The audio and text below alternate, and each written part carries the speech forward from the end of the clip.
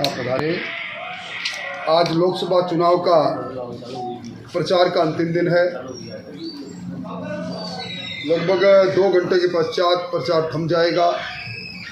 Bharatiya Janata party अब की बार 400 पार और मिशन 25 को पूरा करेगी।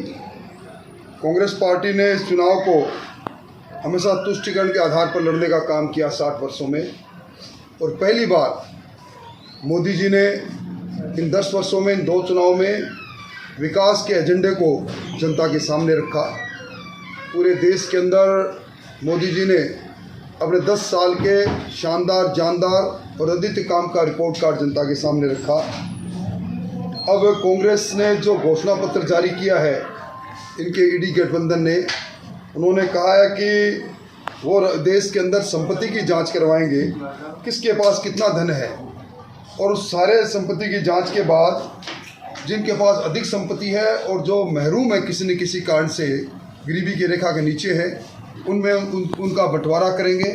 यानी कांग्रेस पार्टी अब इस चुनाव के अंदर जो घोषणा पत्र जारी कर रही है, वो घोषणा पत्र इस आधार पर कर रही है कि अगर किसी व्यक्ति के पास शहर में, गांव में 2 मकान है तो 1 मकान वो दूसरे को बांटने का काम करेंगे। और उसके साथ ही जिस प्रकार उन्होंने जनगणना करवाने की बात की, जातियाँ उपजातियों में बांटकर, और उन्होंने उनके उत्थान की बात कही है, और सबसे बड़ी बात है उन्होंने कहा कि आरक्षण 50% से अधिक होगा SC ST और OBC का। तो 50% से अधिक किसके लिए होगा, किसका बढ़ाएंगे, ये स्पष्ट उन्होंने नहीं किया। राजस्थान की कांग्रेस टुकड़ों में बटी रही इस बार भी, और इस बार भारतीय जनता पार्टी इस अपने डबल इंजन की सरकार के इस 100 दिन के कार्यकाल को लेकर, और इस राजस्थान के अंदर ऐसा कोई घर नहीं जिस घर में मोदी जी के इस कार्यकाल में कोई न कोई जन कल्याण का काम नहीं पहुंचा हो। आज बड़ी संख्या के अंदर 1 करोड़ से ज़्यादा परिवारों में राजस्थान के अंदर प्रधानमंत्री अन्न धन योजना का हर महीने 5 किलो अनाज पिछले 3 साल से पहुँच रहा है। 19,600 करोड़ रुपये किसान के खाते में प्रधानमंत्री किसान सम्मान निधि के पहुँचे हैं। राजस्थान में 26,200 करोड़ रुपये प्रधानमंत्री फसल बीमा योजना के पहुँचे हैं। राजस्थान के अंदर अब तक 22 लाख मकान बनकर तैयार हुए, जो 27 लाख होते अगर सरकार की इच्छा शक्ति होती तो, वो भी लोगों के पास पहुँचे हैं। 76 लाख शौचालय बड़े हैं।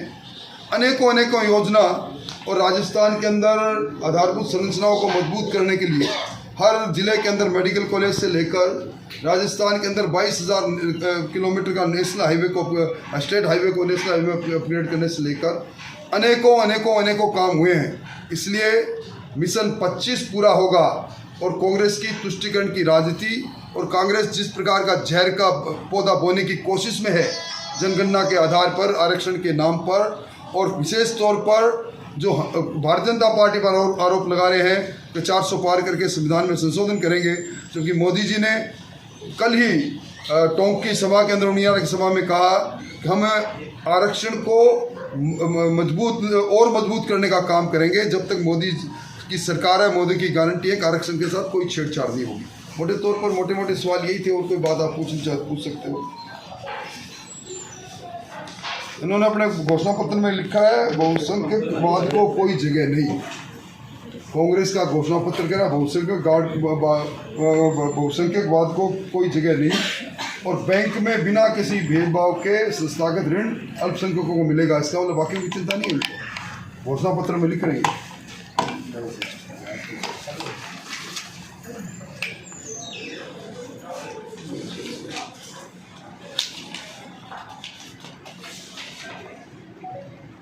जातिगत जनगणना के बाद ज़मीनी और आवास योजना के मकान, वो एक अगर ये जनगणना कराएंगे और ये कह रहे हैं हम संपत्ति की जांच करेंगे, इसके बाद 2 मकान है, 1 मकान दूसरे किसी को मिलेगा, तो किस तरह का देश में वातावरण बनेगा, ये नहीं देख रहे हैं। चलिए साहब, बहुत धन्यवाद।